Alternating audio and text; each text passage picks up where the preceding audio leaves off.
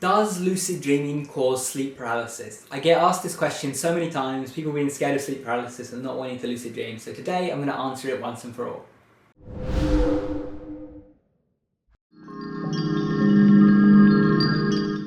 Hey guys, welcome back to Tipharot, it's me Matt here. If you haven't watched my other two recent videos, then quick explanation of the audio that you might be hearing. It's a little bit echoey because I moved some furniture from this room. I'm waiting for new furniture that I'm going to order soon.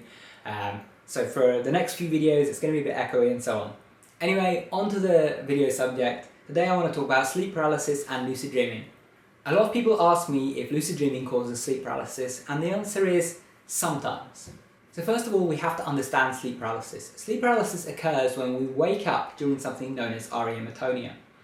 During REM sleep, one of the stages of sleep, your body paralyzes itself to prevent you acting out your dreams. You see, when you're actually doing things in a dream, your brain is firing off the same way as if you're actually doing that in real life. The only reason you're not, running around in your room is because you're paralyzed. That paralysis saves you from getting seriously injured or worse, so it's good to have. But occasionally what happens is you wake up and you don't really wake up fully. You're still partially dreaming and you're still paralyzed. And this is the experience known as sleep paralysis. You get all these hallucinations and so on, and it's not very pleasant.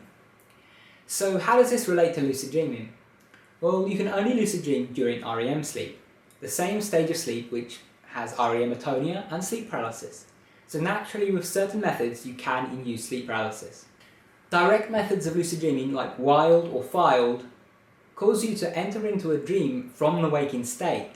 And the problem with this is that while your body is getting ready to get into a dream, it can often paralyze itself there and then, causing you to briefly experience sleep paralysis on your way into the dream. However, it's a common misconception that you actually need to go through sleep paralysis to lucid dream.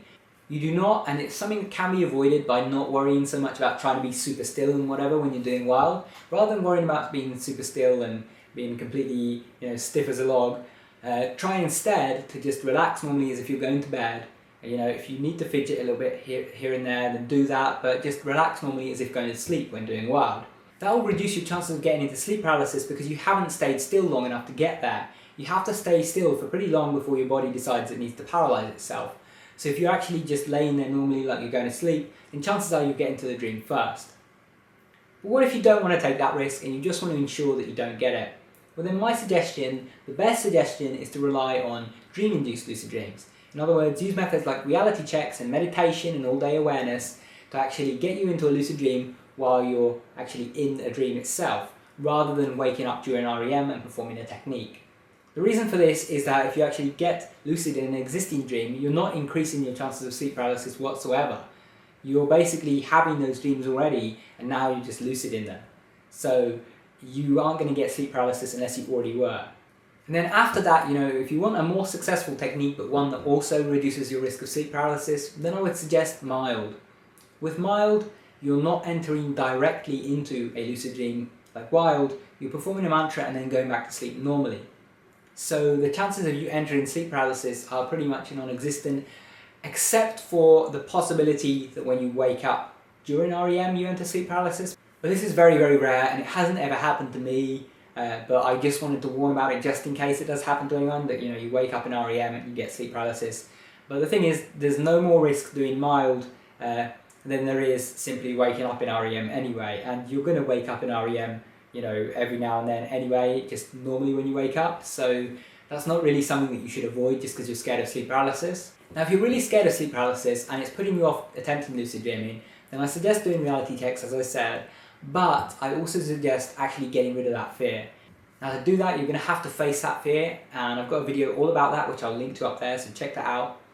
But yeah, I suggest getting past that fear of sleep paralysis and also learning to embrace it, because it can be a very easy place to get into lucid dreams or astral projection from. Because in sleep paralysis, you're basically right there, like right at the edge of dreaming, and all it takes is just visualizing the dream and you can enter into it. Or you can perform a technique like the rope technique or whatever to actually get out of body. It's a very useful place to be, but it's absolutely not necessary to lucid dream, and you can avoid it by doing things like reality checks instead of other methods. Anyway, that's been all for this quick video about sleep paralysis and lucid dreaming. If you enjoyed, remember to subscribe up there for more, and if you want to keep watching, check out the video that's linked on screen.